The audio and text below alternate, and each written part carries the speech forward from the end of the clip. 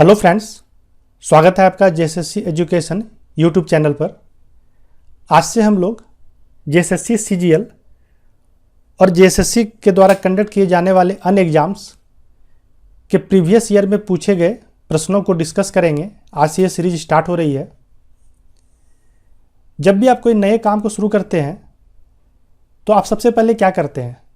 आप उसके विषय में जानकारी इकट्ठा करते हैं, हिस्ट्री को देखते हैं कि ऐसा काम कभी किसी ने शुरू किया है या फिर इससे मिलता जुलता काम शुरू किया है तो किन बातों का ध्यान उन्होंने रखा था, तथा आप उस पर कुछ रिसर्च करते हैं और इस सारी जानकारी को इकट्ठा करते हुए आप अपना एक रणनीति बनाते हैं, एक रोड मैप तैयार करते हैं। ऐसा आप इसीलिए करते हैं क्योंकि ऐसा करने से उस काम में सफलता मिलने के जो चांसेस हैं वो आपके काफ़ी बढ़ जाते हैं। उसी तरह एग्ज़ाम के लिए भी आपको इसी तरह का काम करना होता है। जब भी आप कोई एग्ज़ाम की तैयारी करते हैं तो सबसे पहले आप क्या करते हैं? पहले आप उसके सिलेबस को देखते हैं और प्रीवियस ईयर में पूछे गए प्रश्नों को देखते हैं और फिर इस सभी जानकारी को लेने के बाद आप अपना एक प्लान बनाते हैं, आप अपना एक रोड मैप बनाते हैं और फिर उस प्लान के अकॉर्डिंग आप तैयारी करना स्टार्ट करते हैं। लेकिन अधिकतर स्टूडेंट के साथ समस्या ये हो जाती है कि वो शुरुआत तो इस तरह से करते हैं, पर जब कुछ दिनों तक तैयारी कर लेते हैं, उनकी तैयारी कुछ आगे बढ़ जाती है, फिर वो सिलेबस को भी भूल जाते हैं और प्रीवियस ईयर में पूछे गए प्रश्न किस प्रकार के थे उन पे भी उनका ध्यान नहीं जाता है और वो फिर यहाँ से वहाँ से ये किताब वो किताब पढ़ते रहते हैं और उनका तैयारी पूरी तरह से बिखर जाता है। और फिर जब एग्ज़ाम आता है तो फिर अपने उस सर पे हाथ देते हैं कि मेरी तैयारी तो पूरी हुई नहीं है, मैं क्या पढूं, मैं एग्ज़ाम कैसे दूंगा, मैंने तो ये पढ़ा ही नहीं है, मैंने तो वो पढ़ा ही नहीं है। तो ये सारी समस्याएं उनके समक्ष आती है। इसीलिए किसी भी एग्ज़ाम की तैयारी के लिए उस एग्ज़ाम के सिलेबस और प्रीवियस ईयर में किस तरह का क्वेश्चन पूछा गया था, इन बातों का हमेशा आपके दिमाग में रहना बहुत ही ज़रूरी है। तो यह सीरीज आपको इसी चीज़ से जोड़े रखेगी और आपको ये बताते रहेगी कि आपकी तैयारी जो है वो किस प्रकार से होनी चाहिए। आपको ये एक रास्ता दिखाएगा, आपको एक मार्ग दिखाएगा जिससे कि आप बहुत ही आसानी से अपने एग्ज़ाम को क्रैक कर सकते हैं, अपने सफलता को सुनिश्चित कर सकते हैं। हमारे स्मार्ट वीडियो कोर्स के जितने भी छात्र हैं उनसे मेरा आग्रह है कि आप इस सीरीज़ को ज़रूर फॉलो करें, क्योंकि हम जो भी चीज़ें वहाँ डिस्कस करेंगे वो सारी चीज़ें जब आप यहाँ पर देखेंगे कि किस तरह के क्वेश्चंस एग्ज़ाम में पूछे गए थे तो अपने आप को काफ़ी आप कॉन्फिडेंट महसूस करेंगे और फिर ये कॉन्फिडेंस ही आपको सफलता दिलाएगा। और जितने भी अन्य छात्र हैं, चाहे वो किसी भी अन्य प्लेटफॉर्म से जुड़े हों या फिर इंडिविजुअल तैयारी कर रहे हों, उनसे भी मेरा ये रिक्वेस्ट है कि आप भी इस सीरीज़ को ज़रूर फॉलो करें। ये आपको आपकी तैयारी में काफ़ी मदद करेगा और यह आपको अपने मार्ग से भटकने नहीं देगा। आपको ये हमेशा ये बताते रहेगा कि आपकी तैयारी किस तरह की होनी चाहिए, आपकी रणनीति किस तरह की होनी चाहिए। आप जब झारखंड सीजीएल के क्वेश्चन पेपर को देखेंगे प्रीवियस ईयर के, तो आप ये पाएंगे कि यहाँ पर सेगमेंट वाइज आपको क्वेश्चन दिया नहीं रहता है। मैं आपको दिखाता हूँ, ये 2012 सीजीएल का प्री का क्वेश्चन पेपर है। अगर आप यहाँ पर देखेंगे तो फर्स्ट क्वेश्चन आप देखें तो वो झारखंड से रिलेटेड क्वेश्चन है। फिर अगला क्वेश्चन जो है वो कंप्यूटर से रिलेटेड हो गया और फिर उसका अगला क्वेश्चन जो है वो रीजनिंग से रिलेटेड है। तो इस तरह के क्वेश्चन पेपर में क्वेश्चन जो है वो काफ़ी बिखरा हुआ रहता है। इसके इतर आप अगर सेंट्रल एसएससी को देख लें, चाहे बैंक एग्ज़ाम को देख लें, तो वहाँ पर आपको सेगमेंट में जो है क्वेश्चन पेपर दिया रहता है। आप एक सेगमेंट को कंप्लीट करते हैं, फिर दूसरे सेगमेंट पे जाते हैं, जिससे कि आपको ये एक पूर्णता का एहसास होता है कि एक सेगमेंट मेरा कंप्लीट हो गया है, अब मैं दूसरे सेगमेंट पे जा सकता हूँ। पर यहाँ पर क्या है कि यहाँ पर सेगमेंट में डिवाइड किया हुआ नहीं रहता है। आपको एक क्वेश्चन जो है वो झारखंड से मिलेगा तो अगला क्वेश्चन हो सकता है कि इंडियन जीके से मिल जाए, अगला क्वेश्चन मैथ से मिल जाए। तो ऐसे क्वेश्चन पेपर में आपको काफ़ी दिक्कत होती है क्योंकि आप अपने दिमाग को कंसंट्रेट नहीं कर पाते हैं और वो आपसे काफ़ी मेहनत कराता है, आपको नचाते रहता है। तो इस तरह के क्वेश्चन पेपर में प्रैक्टिस होना जो है वो आपके लिए बहुत ही ज़रूरी है। अगर आप प्रैक्टिस करके नहीं जाएंगे तो फिर आप इस क्वेश्चन पेपर को देखने के बाद जो है आप समझ नहीं पाएंगे कि मैं बनाऊं क्या, पहले रीजनिंग बनाऊं, पहले मैथ बनाऊं, या फिर किस तरह से मैं क्वेश्चन को अटैम्प्ट करूं। पर इस क्वेश्चन पेपर की खास बात यह भी है कि ये क्वेश्चन पेपर आपको कभी बोर होने नहीं देता है। आप अगर ऐसे एग्जाम जिसमें कि सेगमेंट वाइज क्वेश्चन दिया रहता है, अगर आप मान लेते हैं कि साइंस के क्वेश्चन की सॉल्व कर रहे हैं तो आप साइंस के क्वेश्चन को सॉल्व करते करते कोई ऐसा टॉपिक से क्वेश्चन आ गया जिसको आपने पढ़ा ही नहीं है और लगातार 4-5 क्वेश्चन आपको मिल गया, तो आपका जो है कॉन्फिडेंस जो है काफ़ी लो हो जाता है और फिर आपका क्वेश्चन पेपर ख़राब हो जाता है। यहाँ पर क्या है कि आपको ये बोर होने नहीं देता है। आपको एक क्वेश्चन अगर मैथ से मिल रहा है तो अगला क्वेश्चन रीजनिंग से, अगला क्वेश्चन झारखंड जीके से मिल रहा है, तो ऐसे क्वेश्चन पेपर को आप अगर प्रैक्टिस करके जाते हैं पहले से, तो आप काफ़ी आसानी से क्वेश्चन पेपर को काफ़ी अच्छे से हैंडल कर सकते हैं और काफ़ी अच्छा स्कोर कर सकते हैं। इसी प्रकार से यहाँ पर जो हम लोग मैथ और रीजनिंग डिस्कस करेंगे वो मिक्स्ड टाइप का रहेगा। कुछ क्वेश्चन मैथ के रहेंगे तो फिर रीजनिंग के आएंगे, जिससे कि आपका ये प्रैक्टिस भी हो जाए, क्योंकि एग्जाम में इस तरह के स्ट्रक्चर से अगर क्वेश्चन आपको मिलता है तो आपको वहाँ पर दिक्कत ना हो। तो चलिए शुरू करते हैं। पहला क्वेश्चन है, क्लासिक कलर के 4 लोगों का एक दल मिस्टर फील्ड का घर पेंट कर रहा है। माइकल घर के सामने वाले हिस्से को पेंट कर रहा है। रोज घर के पीछे एक गली में है और पीछे का हिस्सा पेंट कर रहा है। जेड उत्तर की दिशा में बनी खिड़की के फ्रेम को पेंट कर रहा है। सान दक्षिण दिशा में है। यदि माइकल जेड के साथ स्थान परिवर्तित करता है और उसके बाद जेड सान के साथ स्थान परिवर्तित करता है तो सान कहाँ पर है। क्वेश्चन काफ़ी लंबा है, मगर आप जब इसको सॉल्व करेंगे तो क्वेश्चन में ऐसा बहुत ज़्यादा कुछ है नहीं। आप देखें, घर का जो स्ट्रक्चर होता है वो कैसा होता है, एक घनाभ के आकार का होता है, क्यूबॉइड की तरह का होता है। ये मान लेते हैं कि घर का ये सामने का हिस्सा है और ये वाला हिस्सा जो है ये पीछे वाला हिस्सा है, और ये दोनों इसकी 2 दीवारें हैं अगल बगल की, और ये इसका छत है और ये इसकी ज़मीन है। अब क्वेश्चन में क्या दिया हुआ है कि माइकल घर के सामने वाले हिस्से को पेंट कर रहा है, तो माइकल मान लेते हैं कि इस हिस्से को पेंट कर रहा है, इस वाले हिस्से को पेंट कर रहा है, ठीक है। और रोज़ घर के पीछे गली में है, ये पीछे वाला हिस्सा घर का है और रोज़ इस वाले हिस्से को पेंट कर रहा है, चाहे खिड़की को चाहे इस हिस्से को पेंट कर रहा है। जेड उत्तर की दिशा में बनी खिड़की के फ्रेम को पेंट कर रहा है। अब हमें ये नहीं बताया गया है कि इसमें उत्तर कौन सा लें, दक्षिण कौन सा लें, घर का मुंह किस तरफ है। तो ये दोनों हिस्से में ही शेष रहा, तो इसी दोनों हिस्से को वो पेंट कर रहा होगा। तो मान लेते हैं कि ये वाला हिस्सा जो है यही उत्तर का हिस्सा है, तो इसको जेड जो है ये पेंट कर रहा है, तो हम यहाँ जे लिख देते हैं। अब कौन सा बचा, ये वाला हिस्सा बचा, तो इसको कौन पेंट कर रहा है, सान पेंट कर रहा है, तो ये एस हो गया। आपको क्या दिया हुआ है कि यदि माइकल जेड के साथ स्थान परिवर्तित करता है, माइकल जो है जेड के साथ स्थान परिवर्तित करता है, मीन्स माइकल यहाँ चले जाता है और जेड जो है यहाँ आ जाता है, और उसके बाद जेड सान के साथ स्थान परिवर्तित करता है। जेड जो है सान के साथ, जेड यहाँ आ जाता है और सान यहाँ पर आ जाता है। तो सान कहाँ पर है, तो सान अब कहाँ पर है, माइकल के जगह पे है। माइकल कहाँ पर था, घर के सामने वाले हिस्से को पेंट कर रहा है, तो सान कहाँ पर होगा, माइकल के जगह पे आ गया है, तो ये सामने वाले हिस्से को पेंट कर रहा है, मीन्स ऑप्शन सी, सामने वाले हिस्से को पेंट कर रहा है। तो देखा आपने, क्वेश्चन काफ़ी लंबा था, मगर प्रैक्टिस किया होगा इस तरह क्वेश्चन को, आप डरेंगे नहीं, तो बहुत ही आसानी से आपका ये सॉल्व होगा। अगले क्वेश्चन पे आते हैं। $, का अर्थ है y का भाई x है। हम लिख लेते हैं $, इसका क्या अर्थ है, y का भाई x है, y का भाई x है। ब्लड रिलेशन अगर आपने पढ़ा होगा, मैंने अपने स्मार्ट वीडियो कोर्स में बताया है, और यूट्यूब चैनल पे भी अगर आपने देखा होगा तो उस पर भी अपलोड है। तो जब भी सेम जनरेशन की बात होती है तो हम उसे एक क्षैतिज लाइन से दर्शाते हैं, और जब भी अपर जनरेशन या लोअर जनरेशन की बात होती है तो उसे हम वर्टिकल लाइन से दर्शाते हैं। तो यहाँ पर सेम जनरेशन की बात हो रही है, y का भाई x है। तो और जब भी आपको जेंडर जिसका दिया हो, अगर जेंडर मेल हो तो पॉजिटिव से और फीमेल हो तो उसे निगेटिव से बताएंगे, और जब भी पति पत्नी का रिश्ता हो तो उसे कर्व लाइन से बताते हैं, या नहीं तो फिर जब भी इसके अलावा कोई भी हो, भाई बहन का हो, माता पिता का हो, तो उसे हम लोग स्ट्रेट लाइन से दर्शाते हैं। तो ये पूरा जो हमने ब्लड रिलेशन में बताया हुआ है, अगर आप देखे होंगे तो आप बहुत ही आसानी से इसे जान पाएंगे। y का भाई x है, तो x कौन है, भाई है, x का जेंडर दिया हुआ है और भाई है, मीन्स मेल, प्लस हमने लगा दिया।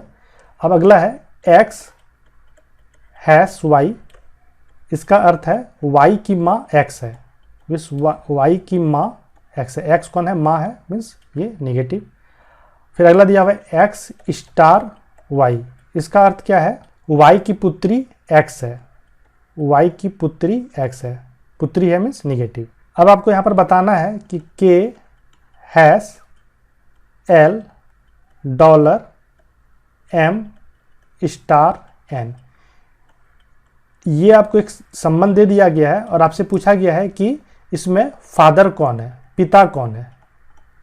तो आप सबसे पहले जो इन्फॉर्मेशन दिया गया है इसी अकॉर्डिंग में इसको सजा लें। K#L, तो K#L इसमें देखेंगे तो जो X पहला वाला है वो ऊपर चले जाता है, मीन्स K ऊपर चले जाएगा निगेटिव और L नीचे आ जाएगा। मैं बस इसी के अकॉर्डिंग इसको मैंने सजा दिया कि K#L कैसे रखेंगे। जैसे X#Y है तो X ऊपर गया है, Y नीचे आया है, उसी तरह K ऊपर गया, L नीचे आया और यहाँ पर निगेटिव लगा दिया। अब $M, तो $Y कैसे रखा था हमने, Y और X सेम एक ही जनरेशन के हैं तो L और M सेम जनरेशन के हो जाएंगे। और X पहले है तो X पे पॉजिटिव है, यहाँ L पहले है तो L पे पॉजिटिव हो जाएगा। अब M*N, तो X*Y कैसे रखा है मैंने, X नीचे है तो यहाँ M नीचे हो जाएगा और N ऊपर हो जाएगा और M पे माइनस आ जाएगा। इसी के अकॉर्डिंग मैंने इस एक्सप्रेशन को हमने सजा दिया। अब आपको देखना है कि L और M क्या हो जाएगा, भाई बहन, क्योंकि ये एक ही जनरेशन को बता रहे हैं। और K कौन है, माता है, क्योंकि ये निगेटिव है। तो यहाँ पिता कौन हो जाएगा, N हो जाएगा और ये दोनों आपस में पति पत्नी हो जाएंगे। ठीक है, तो N फादर है, ऑप्शन ए। आपने अगर ब्लड रिलेशन पढ़ा होगा तो आप बहुत ही आसानी से इस क्वेश्चन को सॉल्व कर लेते। अगले क्वेश्चन पे आते हैं। A, B और C किसी कार्य को क्रमशः 20, 30 और 60 दिनों में करते हैं। यदि B और C हर तीसरे दिन A की सहायता करता है तो A कितने दिनों में कार्य समाप्त कर लेगा।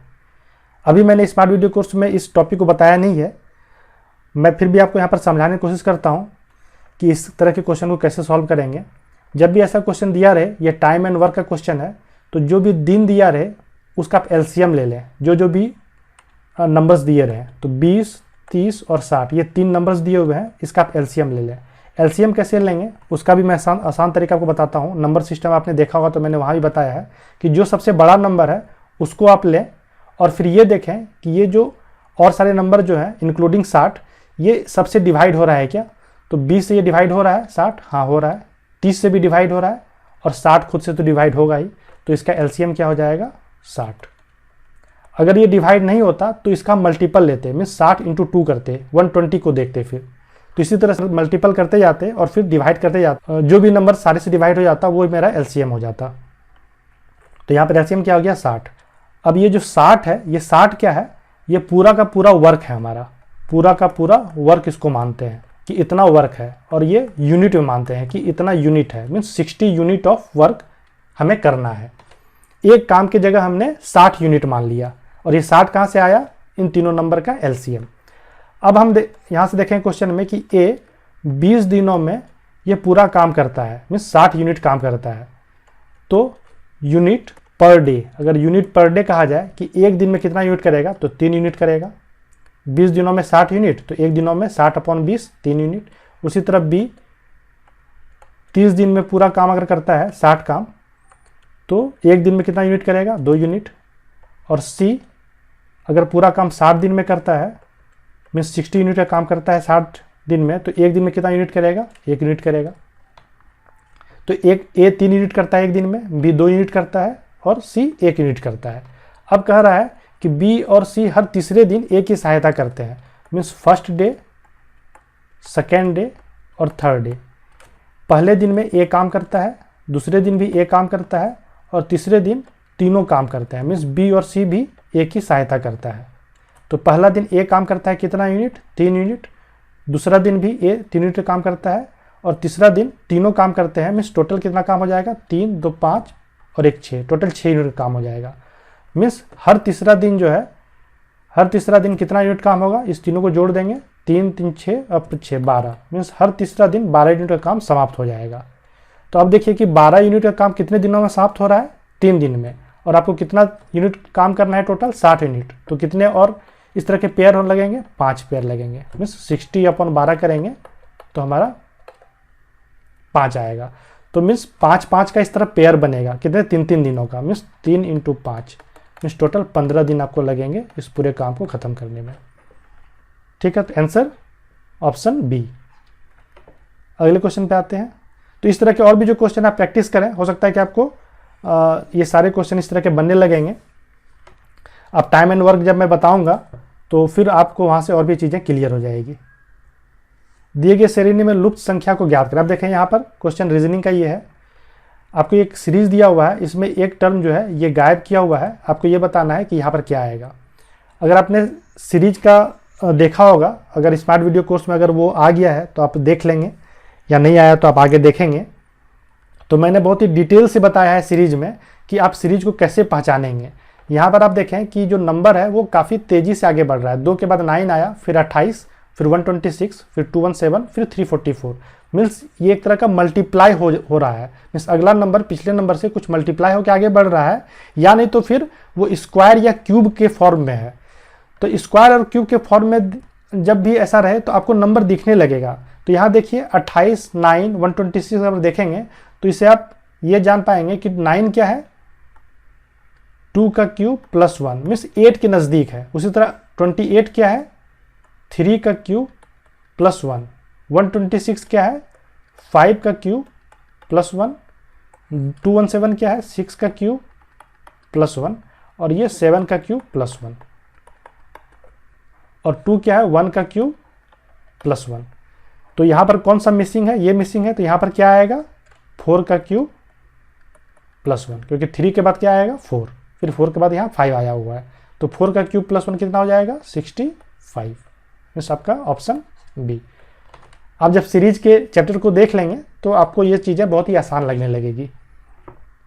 अगले क्वेश्चन पे आते हैं, 3a तथा 4ab का योग क्या है। अब बताइए, CGL जैसे एग्जाम में अगर इस तरह का क्वेश्चन पूछा जाए तो अब इसको क्या कह सकते हैं कि ऐसे क्वेश्चन को CGL में कैसे डाल सकते हैं।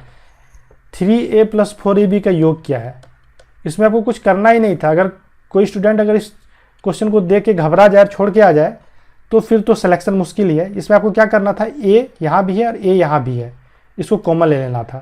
तो यहाँ क्या बचेगा, 3a + 4b, यही आपका आंसर था, ऑप्शन डी। इस तरह क्वेश्चन क्यों डाला गया है पेपर में, आई डोंट नो। अगले क्वेश्चन पे आते हैं। इसमें कहा गया है, किसी निश्चित कूटबद्ध भाषा में अंग्रेजी वर्णमाला के अक्षरों को इस प्रकार व्यवस्थित किया जाता है कि सभी स्वर अंत में आते हैं और बचे हुए अक्षर को क्रमानुसार प्रथम अक्षर से शुरू करके इसके पहले रखा जाता है।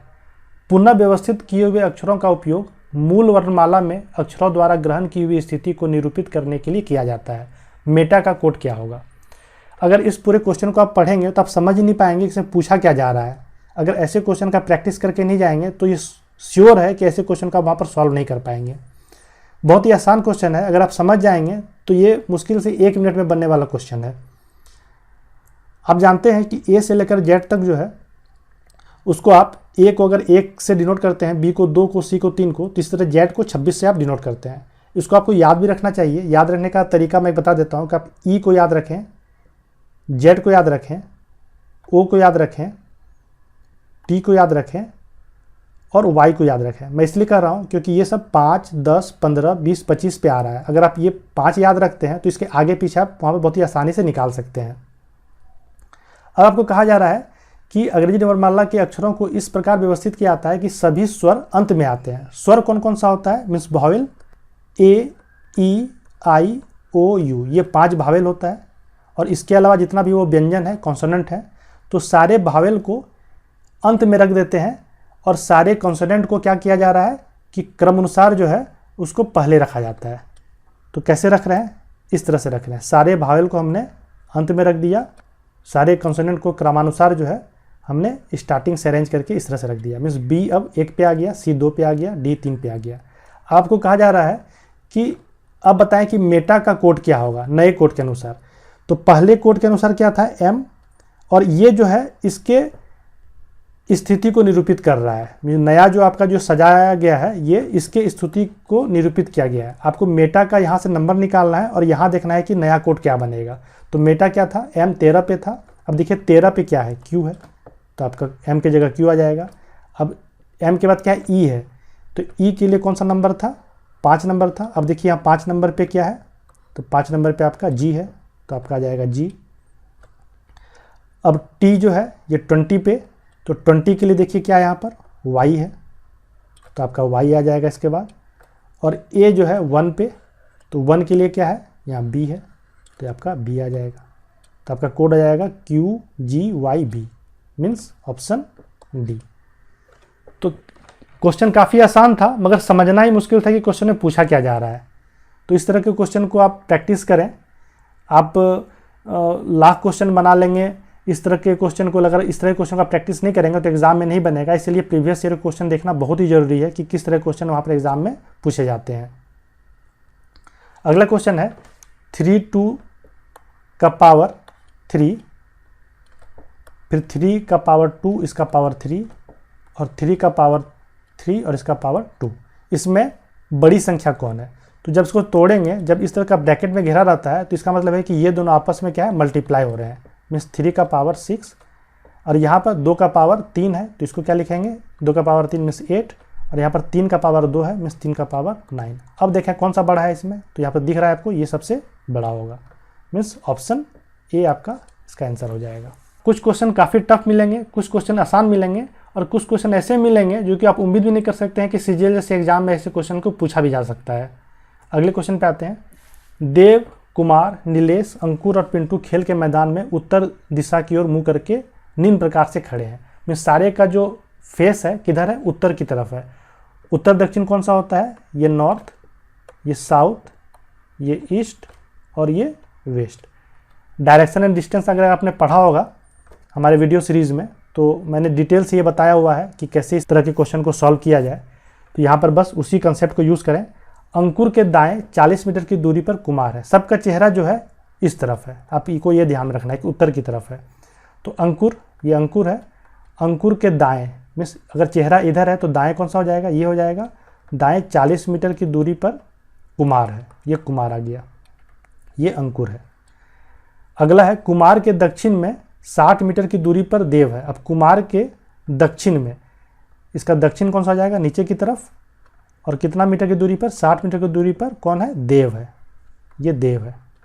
अगला है अंकुर के पश्चिम में 25 मीटर की दूरी पर नीलेश है। इसका पश्चिम कौन सा हो जाएगा, ये वाला हो जाएगा, और कितना दूरी पर है, 25 मीटर की दूरी पर कौन है, नीलेश है, ये नीलेश हो गया।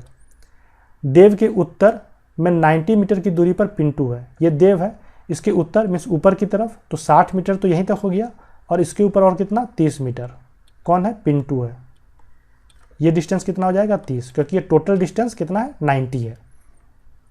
आपको ये बोला जा रहा है कि यदि एक लड़का नीलेश से शुरू करते हुए मीन्स यहाँ से शुरू करते हुए अंकुर से मिलता है, इससे मिलता है, और उसके बाद कुमार से, और उसके बाद फिर देव से मिलता है, और फिर पिंटू से वो मिलता है, और ये पूरी जो रास्ते में वो सिर्फ सीधी रेखा में ही गमन करता है। मीन्स वो ऐसा नहीं है कि जिग जैग पाथ पे कि ऐसे ऐसे ऐसे चल रहा है, ऐसा नहीं, वो सीधी रेखा में ही गमन करता है। तो उसने कुल कितनी दूरी तय की है, तो नीलेश से मिलकर जब अंकुर के पास पहुंचता है तो टोटल वो 25 मीटर की दूरी तय कर चुका होता है। फिर अंकुर से कुणाल के पास जाता है, तो यहाँ पर 40, तो पहले 25 फिर 40, और कुमार के बाद कहाँ जाता है, देव के पास जाता है, मीन्स इसके बाद यहाँ जाता है, तो यहाँ पर 60 मीटर की दूरी तय करता है। और फिर देव के बाद कहाँ जाता है, वो पिंटू से मिलता है, मीन्स यहाँ से फिर पिंटू के पास जाता है। तो टोटल कितना दूरी हो गया, 60 + 30 90, मीन्स अंत में फिर 90 मीटर का दूरी तय करता है।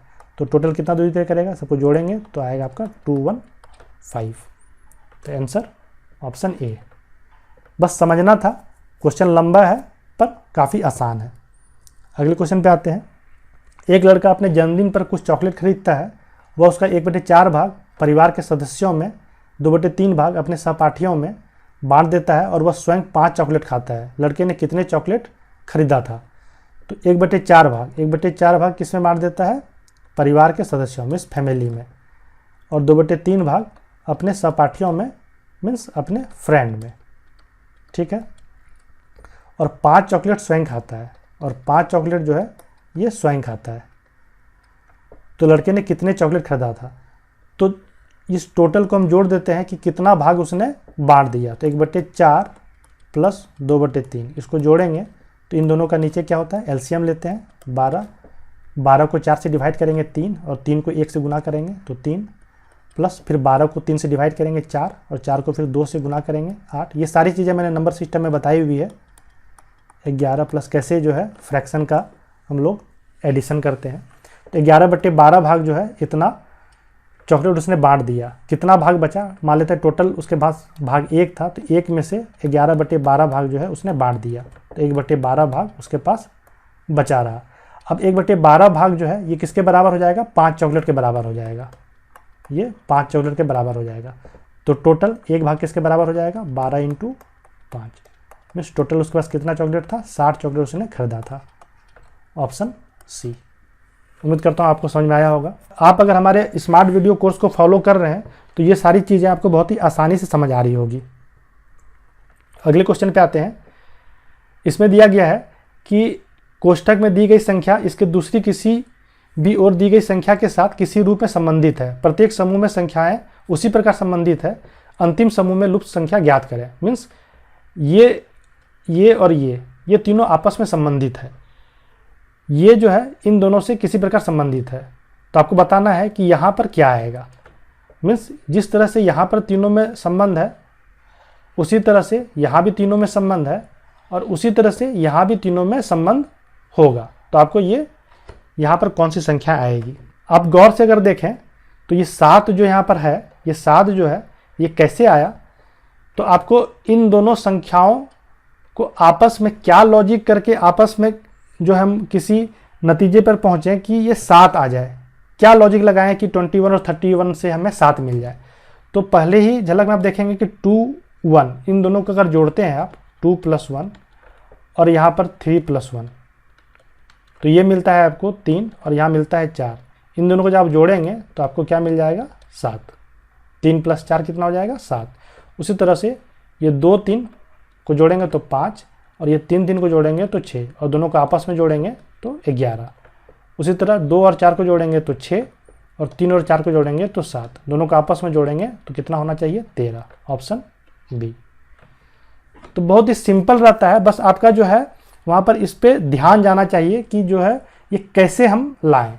बहुत ही ज़्यादा आपको गुना भाग वो करने नहीं देगा, बहुत ही सिंपल कंसेप्ट पूछता है। आप बस अपने दिमाग को स्थिर रखें। बस वहाँ पर यही दिक्कत होता है कि ये क्वेश्चन हो सकता है कि आपको कोई ऐसे क्वेश्चन के बाद आया हो जिस क्वेश्चन को आप सॉल्व नहीं कर पाए हों, तो फिर ये सॉल्व होना थोड़ा मुश्किल हो जाता है। तो इसीलिए झारखंड का सीजीएल का एग्ज़ाम जो होता है वो थोड़ा सा इसी पर्पज़ से थोड़ा टफ माना जाता है कि वहाँ पर सेगमेंट वाइज क्वेश्चन नहीं रहता है। अब झारखंड जीके कोई क्वेश्चन को सॉल्व नहीं कर पाए, आपको याद था पर आप भूल गए हैं, और उसके जस्ट बाद ये क्वेश्चन आया रहेगा। अब आप क्या होगा कि आपका कॉन्फिडेंस ऐसे ही लूज़ है, आप अब जानता हुआ क्वेश्चन आप बना नहीं पाए हो पिछला वाला, और अगर ये आ गया आपका दिमाग ही काम करना बंद कर देगा। तो ऐसे क्वेश्चन का प्रैक्टिस करके जाएँ, बहुत ही आसानी से सॉल्व हो जाएगा। अब इस क्वेश्चन को देख लें। सीजीएल जैसे एग्ज़ाम में इस क्वेश्चन को पूछा जाना मुझे तो नहीं लगता है कि किसी भी तरीके से जो है ये उचित था। 121,000 मीन्स 12,100 के वर्गमूल को बताएं। कोई भी बच्चा अगर 5वां या 6ठे क्लास का अगर इस वर्गमूल को पढ़ा होगा तो वो बहुत ही आसानी से बता सकता है कि इसका क्या वर्गमूल होगा। इसका निकालने का एक तरीका ही बताता हूँ कि 00 है तो इसको आप अलग रख लें, तो 121 × 100 लिख सकते हैं, और 121 का वर्गमूल क्या होता है, 11, और इसका 10, दोनों को आपस में गुना कर दें, 110। Answer option A. अगले क्वेश्चन पे आते हैं। मोहित का परिचय अपने मित्र से कराते हुए डेविड ने कहा कि वह उसकी मां की एकमात्र पुत्री का बेटा है। मोहित का डेविड के साथ क्या रिश्ता है। मोहित का परिचय कराते हुए अपने मित्र से डेविड ने कहा, तो मोहित का परिचय हो रहा है, मीन्स मोहित के बारे में कहा जा रहा है कि वह मोहित उसकी मां का, मीन्स डेविड अपने बारे में कह रहा है कि डेविड की मां जो होगी इसकी एकमात्र पुत्री का बेटा है। मिस मोहित इसकी माँ की जो पुत्री है इसका बेटा कौन है, मोहित है। ठीक है, तो डेविड और मोहित में क्या रिलेशन है। अब डेविड नाम से आप ये जेंडर डिसाइड नहीं कर सकते हैं कि डेविड जो है वो मेल है या फीमेल है। अगर ये फीमेल है तो डेविड तो यहाँ आ जाएगा, क्योंकि इसकी एकमात्र अगर पुत्री है और ये फीमेल है तो ये खुद डेविड ही होगा। अगर ये मेल है तो डेविड यहाँ पर रहेगा। ठीक है, तो बहुत ही इसमें आप असमंजस की स्थिति में है कि डेविड मेल है या फीमेल है। अगर फीमेल है तब तो मोहित क्या हो जाएगा, बेटा हो जाएगा। अगर डेविड मेल है तो मोहित कौन हो जाएगा, इसका भांजा हो जाएगा। तो ऐसे क्वेश्चन के आंसर को निकाल पाना जो है वो पॉसिबल नहीं हो पाता है। तो एग्ज़ाम में भी जो आंसर की आया था झारखंड का, उसमें भी इस क्वेश्चन के आंसर को डिलीट कर दिया गया था, मीन्स इस क्वेश्चन को हटा दिया गया था। तो इसका आंसर कुछ ABCD में कोई भी यहाँ पर नहीं है। ठीक है, तो ऐसे भी क्वेश्चन आपको मिलेंगे कि आप आंसर निकालते रह जाएंगे, आपका आंसर निकलेगा नहीं और फिर आप सोचेंगे कि इतना आसान सवाल जो हमसे बन नहीं रहा है। तो ऐसे भी 1-2 क्वेश्चन रहते हैं जिसका कि वहाँ पर ऑप्शन ही नहीं दिया रहता है, तो आप घबराना नहीं है, उसको छोड़ के आगे बढ़ जाएं, वो एग्जाम में वैसे क्वेश्चन को डिलीट कर दिया जाता है। अब ये क्वेश्चन है मैथ का कि सेट A 346 B 589 C 297, तो A union B intersection C क्या होगा। इसको यूनियन कहते हैं और इसको इंटरसेक्शन कहते हैं। इस दोनों का मतलब क्या होता है कि जब भी यूनियन दिया रहे और इधर 2 सेट दिया रहे तो दोनों सेट के सारे एलिमेंट यूनियन में आ जाते हैं, किसी का रिपीटेशन नहीं होना चाहिए।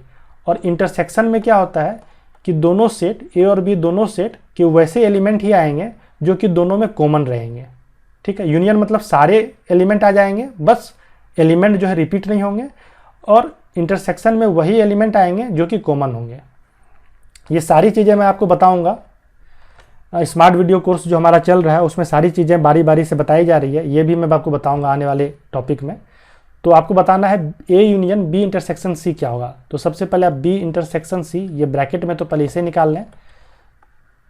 तो आप देखें B और C में क्या कॉमन है, तो सिर्फ 9 कॉमन है, तो इसको रख लें। अब A union B intersection C इसे निकालना है, तो एक क्या 3 4 6 और यूनियन B इंटरसेक्शन कितना है 9, तो इसमें सारा एलिमेंट आ जाएगा। तो 3 4 6 और 9, यही आपका आंसर है, ऑप्शन A। अगर आप इस कंसेप्ट को जानते होते तो इस क्वेश्चन आपसे आसानी से जो है बन जाता। अगले क्वेश्चन पे आते हैं। दिए गए श्रेणी को पूरा करें। ये एक श्रेणी दिया गया है, आपको यहाँ पर क्या आएगा वो आपको बताना है। तो आप श्रेणी को गौर से देखेंगे, सीरीज वाले चैप्टर में मैंने बताया हुआ है कि ऐसे सब श्रेणी को कैसे आप पहचानें।